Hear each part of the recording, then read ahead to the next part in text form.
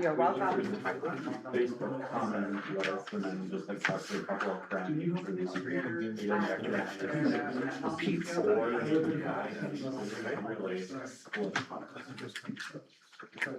Yeah, I don't know what. I wasn't sure if we met. One of our. I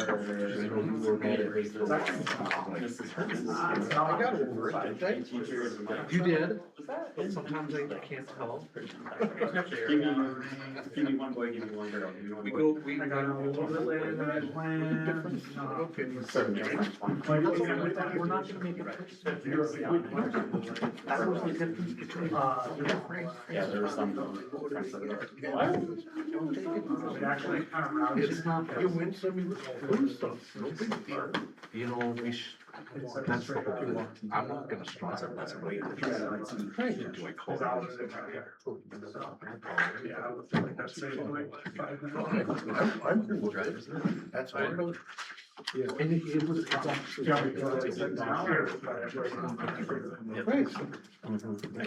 actually probably a good thing.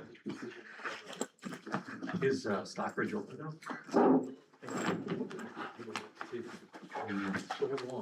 Yeah, that stretch between Stockbridge. Are we voting on anything yet? Not electronically. Nobody signed in, so. I'm not sure. I don't think we're voting on anything.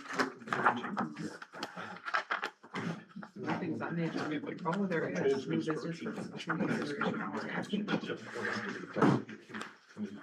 They replaced the bridge.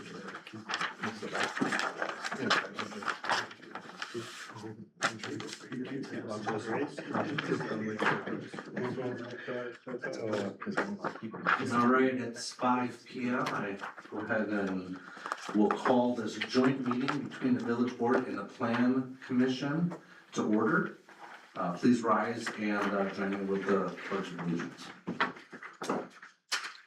I pledge allegiance to the flag of the United States of America and to the republic for which it stands, one nation, under God, indivisible, with liberty and justice for all.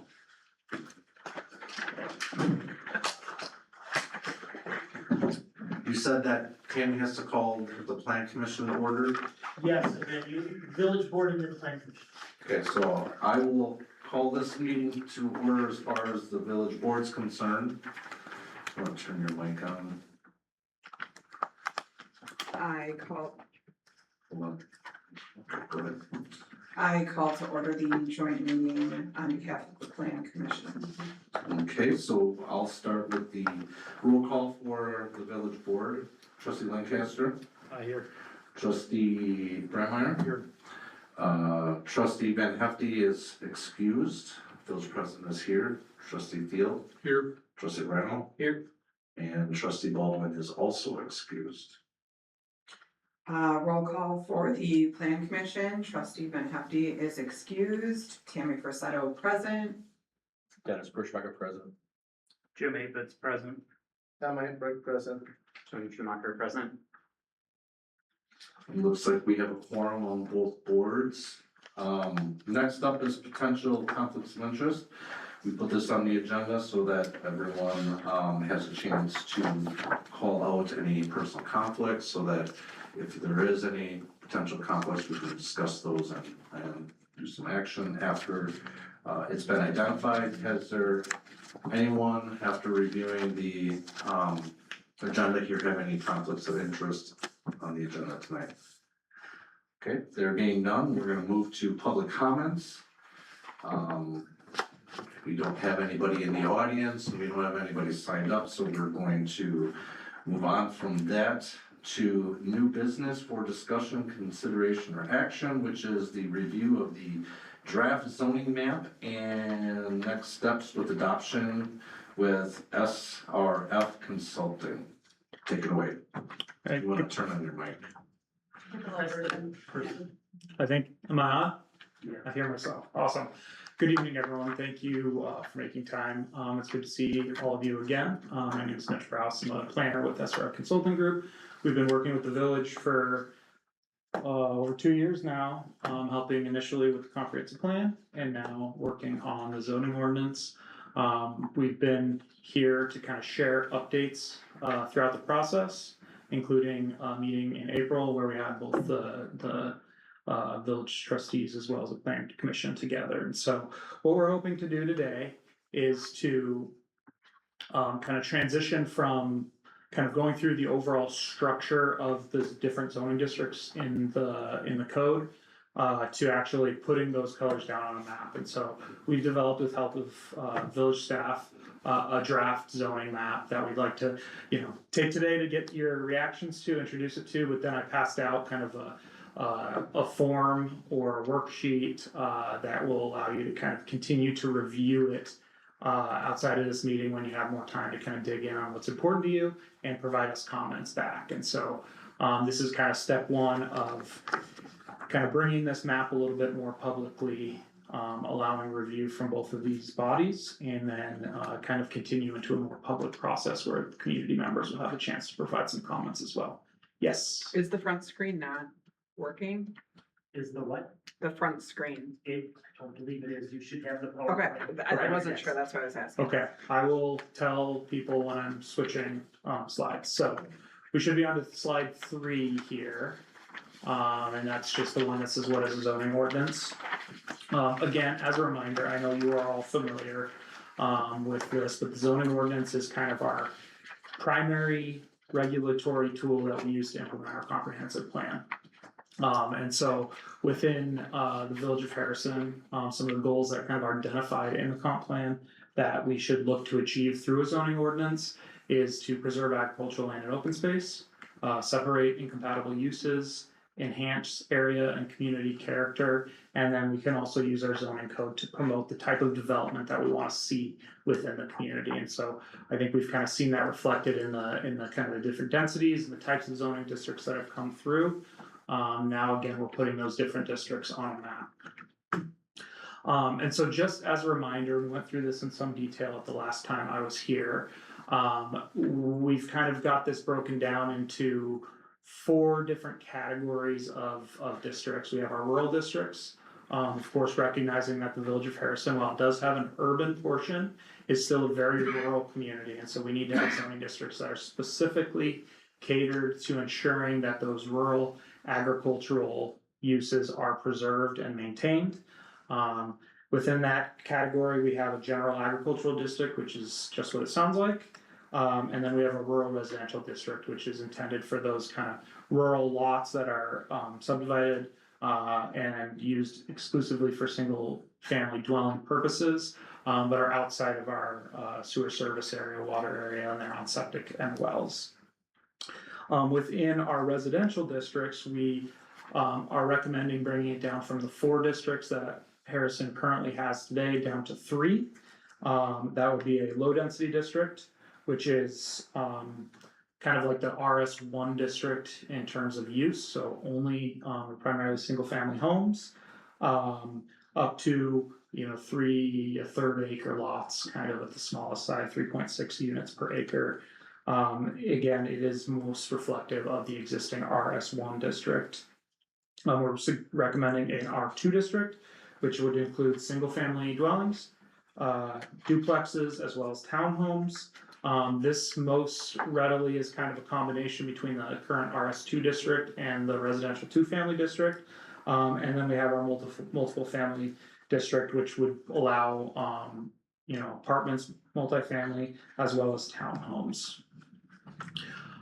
If we take a look at kind of our commercial industrial categories, we're looking at 1 mixed use district, which would allow residential purposes as well as commercial.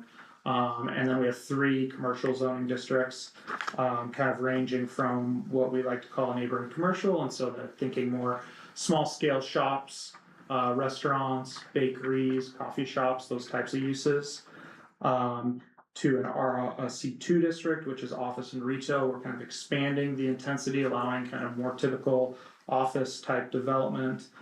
Things like medical facilities would be allowed in that district, and then a C3 district, which we're calling a regional commercial district, and that's more aligned with what you would consider a typical highway type commercial use. So the types of uses that you see along highways, that's where a gas station would land. You can have things like landscaping businesses, so there'll be some storage of outdoor goods. mechanics, towing shops and things like that would land within that regional commercial district. And then the industrial district is a pretty typical industrial and manufacturing district. And then finally, and I won't stay on these for too long, we have kind of three other districts. We have got a natural conservancy district, which is where parks and recreation facilities would be located. As you'll see when we get to the map, that's where High Cliff Park would be zoned under that natural conservancy district. We have a public and institutional, that would be the district for like this building would be in the public institutional district. We often also expand it to include things like schools, places of worship, kind of semi-public type facilities. And then finally, maintaining a planned development district, which would allow the village to explore opportunities for different types of development if that opportunity arises and the village board sees that it's at kind of the best interest of the community. And so that would allow kind of developing an individualized zoning district for a specific property to accommodate some proposed development. And so from there, I'm on to the future land use map slide. The next step that we took was kind of taking a look at the future land use map as was adopted into the comprehensive plan a year ago, in August of last year. The future land use map was developed, with a specific set of goals in mind. Primarily things like focusing residential development into the sewer service areas. And so you'll see on the map on the screen, you'll see on some of the maps I have when we talk about zoning districts. We don't see any of those typical residential zoning districts that are 1, 2, or 3 falling outside of the red line on these maps, which is our sewer service area. We want to keep those tucked in and close to the existing developed area. We want those uses to be served by septic and water. And we don't want those kind of spread out into our rural areas. Kind of building on that, we're looking to limit development in existing agricultural areas. So as you'll see as we get into this a little bit further, the majority of the map is still that yellow color, or agriculturally zoned as being proposed. And then we're looking to kind of focus opportunities for commercial development into kind of key intersections and key corridors. And so you'll see, on our future land use map, we have commercial uses located, at the Highway 10 and Highway 55 roundabout, places like along Highway 114, near the intersection of the roundabout with Highway 55 and other kind of key locations that were identified over a year ago. And then the last thing I'll mention is that the kind of medium density and higher density residential uses have been focused into very specific locations to accommodate appropriate levels of development on those properties. And so you see that reflected consistently from the future land use map into the draft zoning map that we're sharing here tonight. So as we kind of take that transition, what we often do as an initial step is we take a look at existing zoning, we take a look at the future land use map, and we try to translate as closely as we can from our past zoning, our existing zoning, our future land use map, and kind of do kind of a straight translation into what would be our new zoning districts. And so as I talked about earlier, RS1 most closely aligns with our R1 district, and so we converted, directly a lot of those uses. We also want to do our best to kind of make sure that the zoning map reflects what's on the future land use map. And so we're looking at where those low density residential properties are identified, and we're looking to zone those appropriately. And so again, I know it's very hard to see the detail on this map. We've got a slightly larger one, and then we also have an online map available for you guys to take a look at that just works a lot like Google Maps as you kind of review. But I did just kind of, for conversation's sake, wanted to kind of give a little bit of a view as to what we were thinking as we worked with staff to pull this together. And so generally, if we're looking at kind of the northern portion, the more urbanized portion of the village, I've kind of called out 4 different specific, kind of colors. First, the pink color is our RR1 low density residential zoning district. This is consistent with the with the low density residential we see on the future land use map. You'll see we haven't kind of extended that out beyond the areas that were identified as a part of that land use map, and so we're still trying to keep development a little bit tucked more closely into what the existing development is to the areas that are already developed. And we're not expanding that zoning all the way out to that sewer service area. And so there's still significant portions of sewer service area that fall outside of that zoned, or the portion that's kind of showing up as R1 on this draft map. The reason why we're doing that is that the comprehensive plan has kind of identified the need to first use the land that's closer in before we expand out. And so there needs to be kind of a phased incremental approach to how development occurs as Harrison grows, as is, identified appropriate in the comprehensive plan. You'll also see the kind of lightish green, where there's a couple properties that are zoned R3, multiple family residential, but again, located those in just very specific locations. We have some neighborhood mixed use identified kind of, at the corner of County Road and Manitowoc Road. And then, kind of further to the west there. And then finally, you'll see I had kind of talked about some of those key intersections where commercial development was identified, and you see, in a few locations, we have that light blue color, which is regional commercial. And again, that's to allow for opportunities for commercial development if those arise in those kind of key intersection locations. So I'm gonna pause there, see if there's any just initial questions, comments, observations. So what is meant by this neighborhood mixed use? What could someone looking at that map interpret that?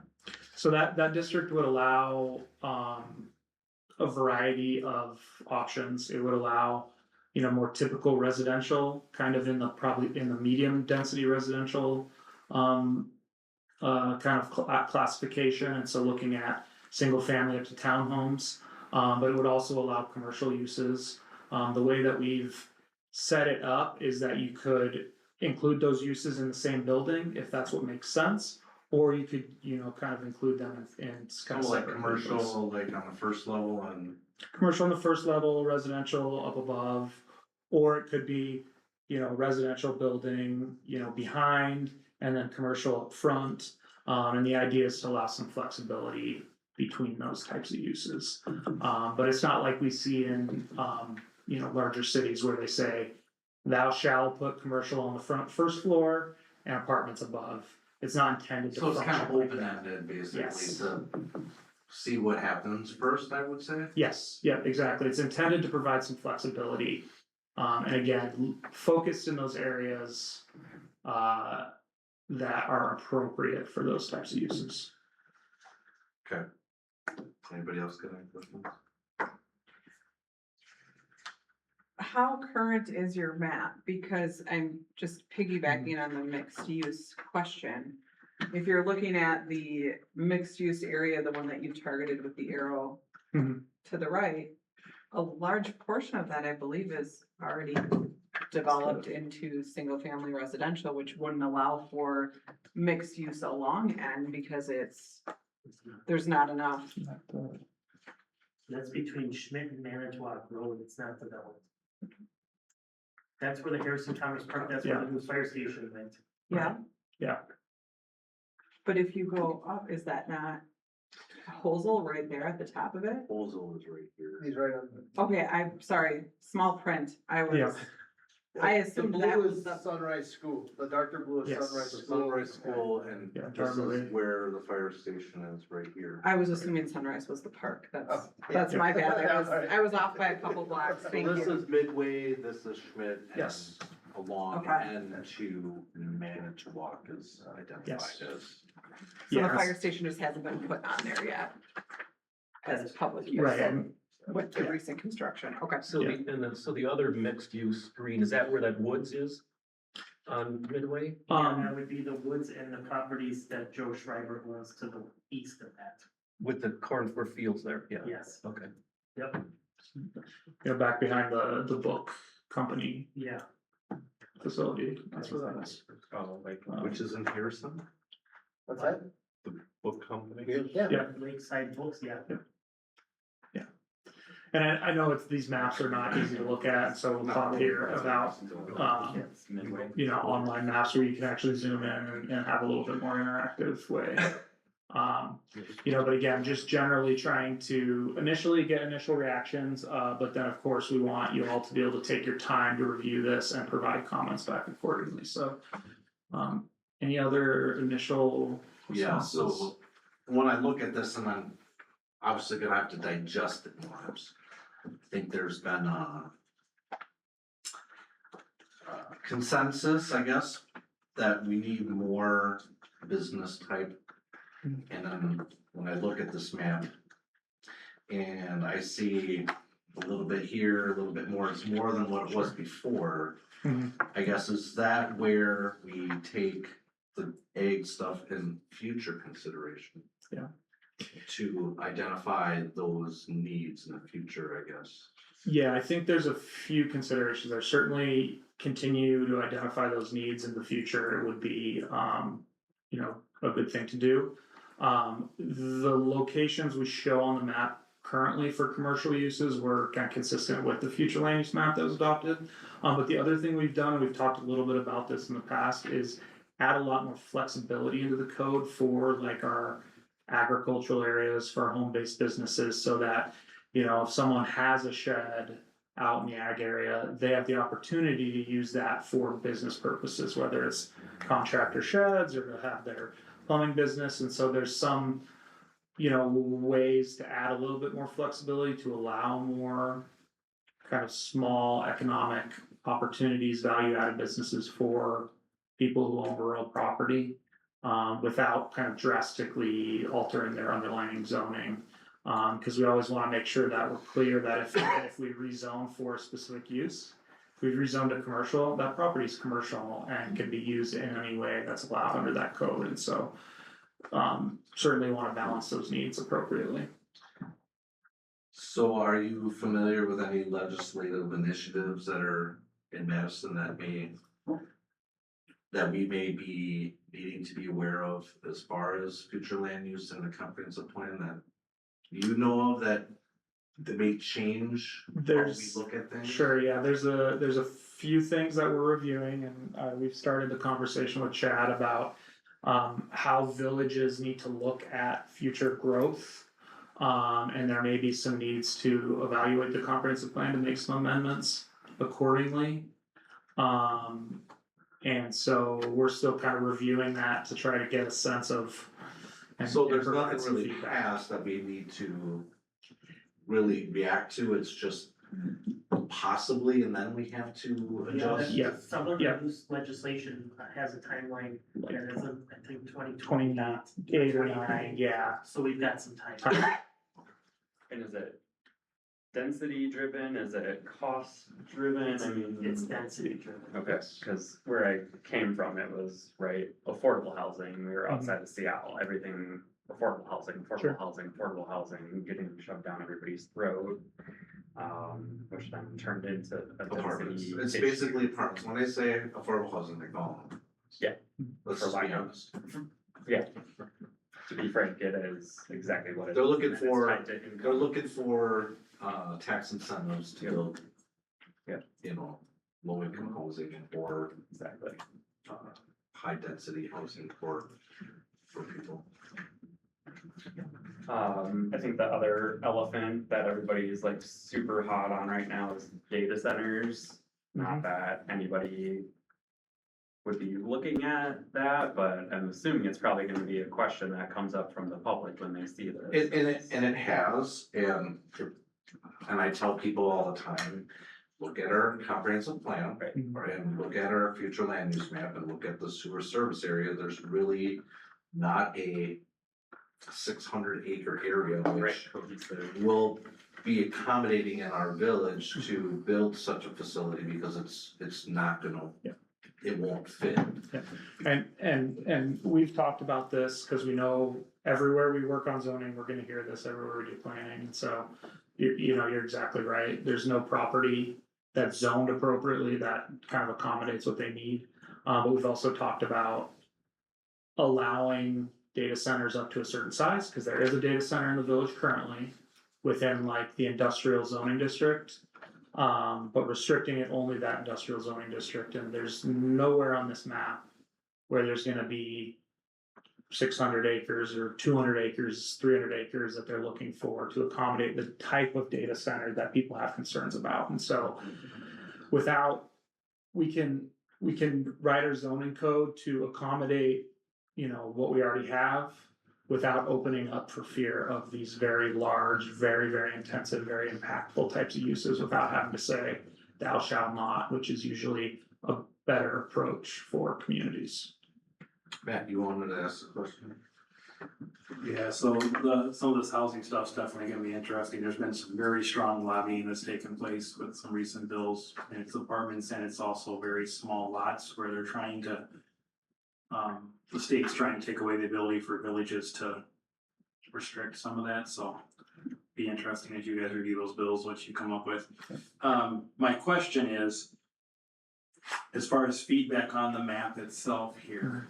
It's my understanding, and correct me if I'm in incorrect understanding here, really, there's very little on this map we would really change because you have aligned this map to the comprehensive plan, and we just did the comprehensive plan. We don't wanna be starting having things mismatch again.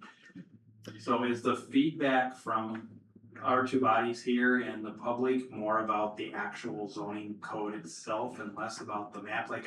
I'm asking that because my concern would be if we do a definitely want public feedback, but I wouldn't want stuff that's egg here because it's egg in a comprehensive plan, all of a sudden someone thinks, no, it shouldn't be, or this or that, and now we're back to the whole comprehensive plan debates that we are well past the past year. Yeah, I mean, I think that's a really important point, you know. We need this zoning to be consistent with the comprehensive plan. This map is, but there is. Areas where there's kind of wiggle room, you know, within our low density district and our medium density district. We could accommodate consistent with that comp plan, multiple zoning districts, and so that's part of where we wanna look and kind of, you know, all of those pink areas, all of the orange areas, or excuse me, not orange, pink and kind of the kind of orange yellow, the multifamily residential. We wanna make sure that those areas are consistent because there is a little bit of overlap. And so we could have multiple maps that are consistent with our comprehensive plan that look slightly different on the edges. The other thing that I think is worth consideration from everybody on this group is, you know, where do we cut that R1 zoning as we move west and we move south, or excuse me, east and south? Because the comprehensive plan, while it does include all these areas as low density residential, it also says that we first wanna develop adjacent to our existing developed area and then move out. And so there's a real conversation to be had about at what time do we phase these next zoning as we, you know, these zoning decisions, rezoning decisions as we phase out, because we really, you know. Well, how would you codify that?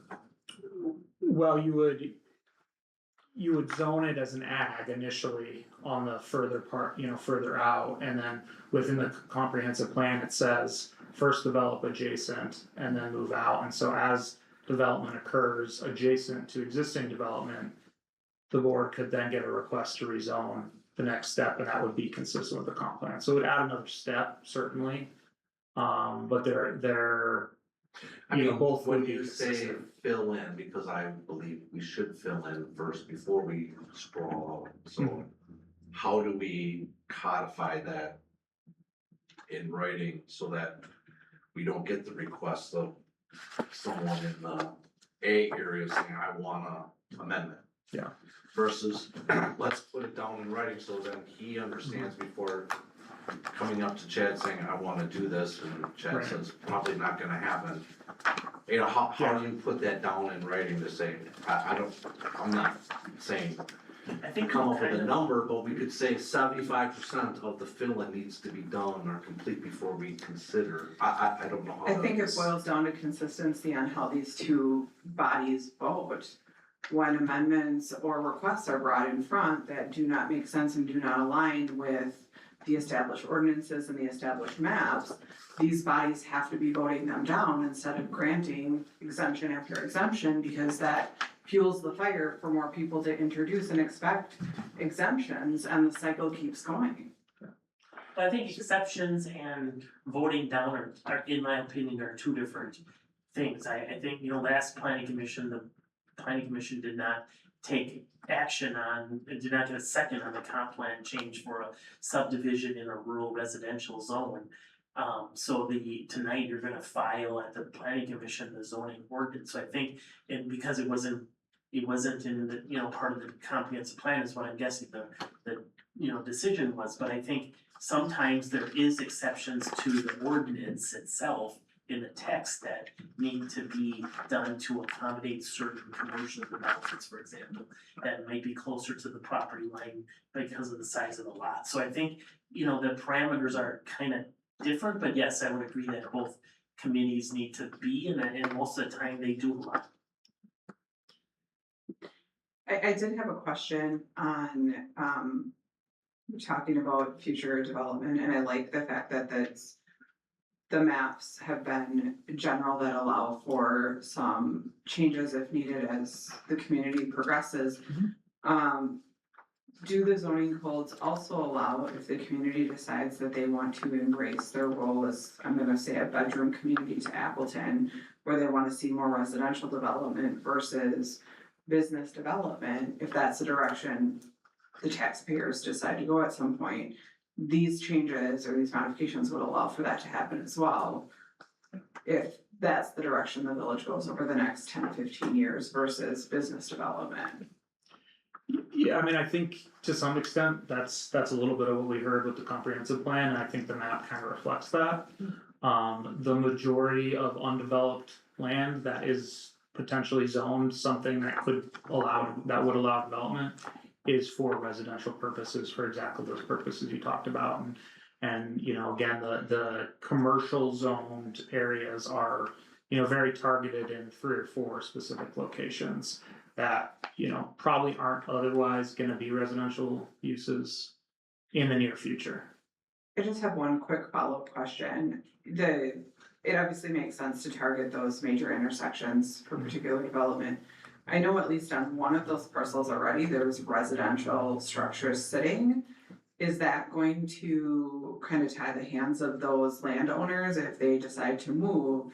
Are they not gonna be able to sell their home as a residential structure now, and we've made that change without giving them any input?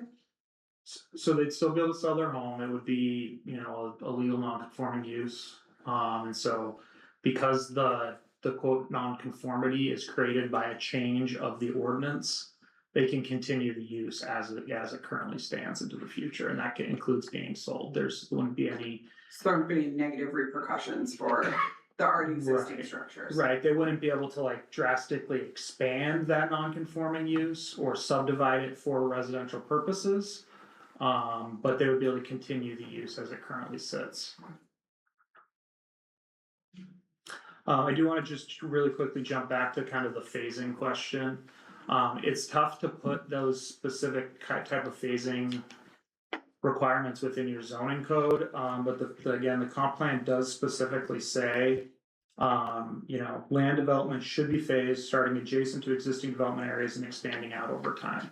And so that's again, that's just one sentence out of the comprehensive plan, but there's a whole paragraph about how we wanna first focus development adjacent to what we have before jumping out. And so looking at that, that's where there could be some conversation about, do we draw some of those residential zoning areas in a little bit? And then rezone them once area gets developed out there, or do we leave it as it is? Because if we zone it as it is, that potentially could allow someone to go out to the end of that area and develop consistent with what's allowed within the R1 zoning district. And so the best way to do kind of these phasing exercises is to do it through a planning initiative that then is used and reviewed, and zoning decisions are ultimately made based on. One thing I would say as a follow-up to that, I think, you know, the line is really State Park Road. And, you know, the boards have approved Oak Haven subdivision, which kind of goes, you know, between State Park and Chunk Inland, but I would say that there's no utilities out near that area, so that's really gonna force. I don't think someone's gonna pick up and build a subdivision right here and they have to extend water and sewer through, you know, 3 or 4 40s to get there. So it's gonna force people to look where the utilities are there versus just jumping over. So I think it'll kind of regulate itself. Yes, that's a great point, yeah. Are there multiple school districts that run within that chunk? Because that could be a driving force too, where you don't Most of that is necessarily the- wanna lock Most of that is someone. the Kakona School District, there is some Kimberly as you get far east, but the majority is Kakona.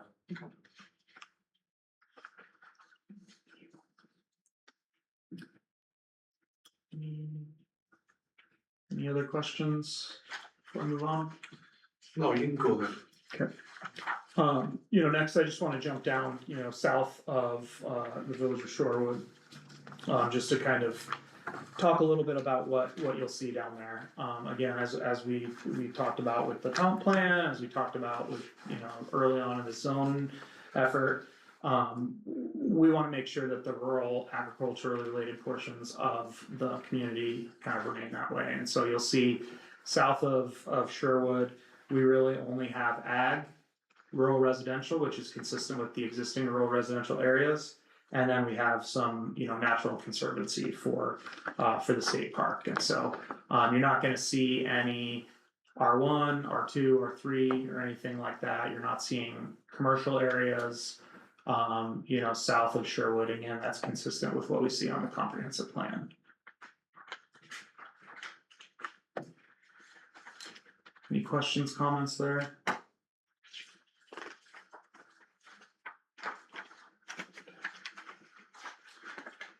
So what we're asking everyone to do, is I came around before the meeting and I handed out kind of an 11x17 sheet of paper. What we're hoping to do, is I know we got a little bit of feedback today, but I don't expect you to be able to know what all your feedback looks like already. And so we wanna give you the opportunity over the next couple of weeks to review this map in more detail. You of course have the 11x17 map that has area for you to provide comments. You can write on the map, you can write in that box, you can write on other sheets of paper. But we also have an online map tool that's available where it works just like Google Maps. You can kind of scroll around, you can zoom in, you know, provides better ways to see road names and things like that and kind of explore what this map ultimately looks like. You can access that through the QR code on the form, but I also have the URL there if you know, if you're on your computer, your laptop, and you want to access that tool. And so what we're asking you to do is kind of take some time over the next 2 weeks to review this, and kind of fill out this form, provide us feedback. If you prefer to just write me an email, or Chad an email, or Josh an email, that's also fine. We're kind of taking this feedback any way we can get it. And let us know kind of what you think, what potential changes you have. You could certainly reach out to me or Chad or Josh if you have any questions as you're kind of going through this. So you have here like code language, where would we get that? Yeah, so we're in the process of kind of finalizing up a bunch of the code sections, and we'll get those over to staff here over the next couple of weeks. And then we'll look to roll those out to these 2 groups to start reviewing. And how much is that gonna be detail. different than what's already existing? Is it significant? Is it? I would say, I mean, some of the sections have been updated pretty significantly.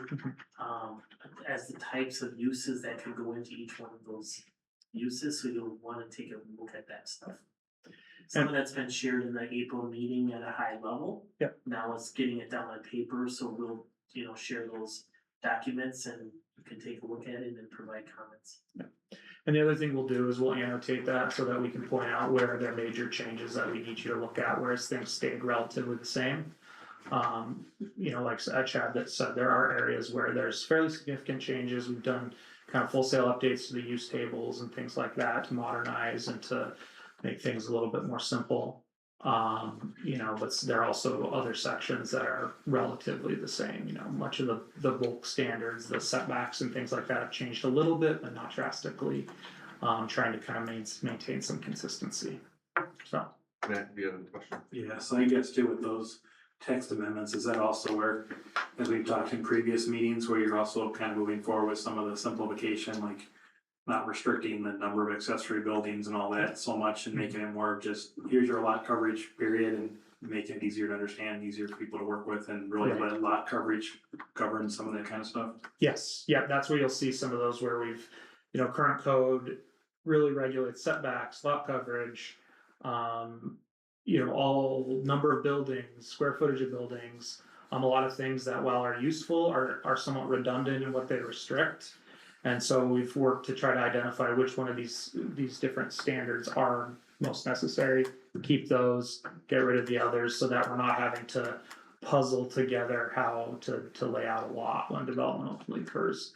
And to piggyback on that too, and I'm a big believer that if our ordinances require exceptions, then our ordinance is junk, right? So Yeah. we need to have tax ordinances in which are enforceable and, you know, we're not granting exceptions. As the more exceptions you grant, then it's time for you to change your language in your code, so. I agree, yeah, entirely. And then my other question was, with the zoning text, have you guys resolved a proposal for accessory dwellings yet, or are you still working that bit? We're still working on that, although I will have, that will be in that packet. You know, I think we are pretty much there, although I need to check in on the exact status of that language, so. We're very close, yeah, thank you. Just to piggyback off of what the president said, just so the board knows, the last time that the code was updated, we believe, was in 2013 when the village incorporated, and before that, we were under county zoning. So this is a huge modernization, and you know, the previous code really, it was right when they were coming out of being a town and incorporating into a village. So some of the need for exceptions is relevant in there, but yes, going forward, the intent is to try to capture all of that, so we're not having to issue exceptions.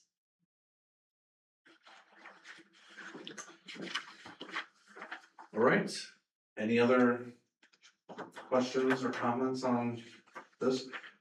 Everyone okay on the planning commission? Things running right?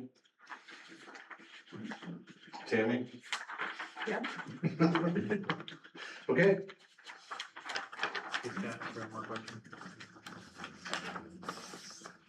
yes, So are we still on track to try to adopt this by end of the year? Okay. We I all. think we're probably doing a public process in October and November and try to bring it back in December or the first meeting in January at the absolute latest. I think it would be nice that we're starting the year fresh. Correct. That's in everyone's best interest.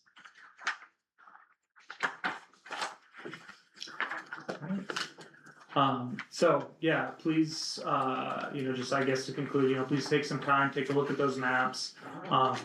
Feel free to reach out to me or through staff if you just have any questions or want any clarity on what does, you know, what do different districts mean or anything like that, we can certainly provide that. And then if you're able to, please kind of get the forms back to the village staff here. I asked for 2 weeks. If you need more time, just let us know. We'll compile all those comments, we'll update, and then I'll work with Chad and Josh to figure out how do we want to get that back out to this group as we start to see those updates come together, before we start to look for comments from the public. so the question I asked before about legislative changes and the possibility in 2029 having to redo this. Yes. Will it be something that we can guess what's going on and try to incorporate now? Because Mhm. it's not like not like saying you know, but I'm sure we're gonna have to. I just don't wanna go through another major overhaul or comp plan, especially if it's Yes. out of our control. Is there something that we can Yeah, we will. factor in that we know this is coming We will, yeah, we'll parse through and, you know, everything in detail between now and when that public process starts.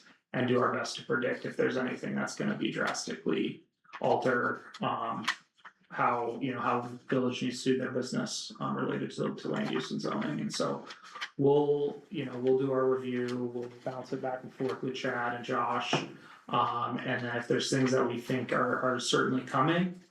And that we can get ahead of, we wanna do that, cause, you know, I haven't done a good job if you have to come back in 3 years and redo this process. I certainly don't want that, and so we'll do our best and we'll try to communicate it and, you know, we can't predict everything, but we certainly can try to get ahead of it if possible. So just for the betterment of the group, so it's 2025 Act 173, which is a truth in planning law, and it changes how Wisconsin cities and villages plan for housing and handle residential rezoning requests. It requires updated comprehensive plan, land use details for the next 20 years in 5-year increments with minimum and maximum residential density ranges. It sets a 90-day timeline for automatically granting qualifying residential rezones. So the piece that we need to look at is this in 5-year increments with the minimum and maximum residential density ranges and see what kind of modifications the comp plan needs to accomplish that. And, you know, much of that information is in the comp plan, it's just a matter of, you know, us sitting down and making sure it's presented in the correct way. You know, we have projections in there, population projections based on, you know, the state, you know, DOA projections, out kind of every 5 years, out till 2045, I believe in the plan. And so it's just maybe we need to evaluate how that information is presented differently. We may need to present at the house level. We may need to look at kind of scale development and what kind of number of unit demands may be needed and how that's gonna be accommodated within the area that's already been identified for growth. To project and show there's sufficient land development available moving forward within the, you know, kind of accommodating the growth that's anticipated in Harrison, so. Is the legislature scheduled to take this vote up prior to elections? They already did. This one passed, yeah. These changes passed in 2025 Yeah. session. Okay, I guess, any other questions or comments? Otherwise, we'll just do a motion to adjourn. So we got a motion by trustee Grandmeyer, Second. second by, Commissioner board chair. Fasano. Yeah, I was trying to make sure I understood the title. Those in favor, say aye. Aye. All right, we are adjourned. Thank you. Thank you all.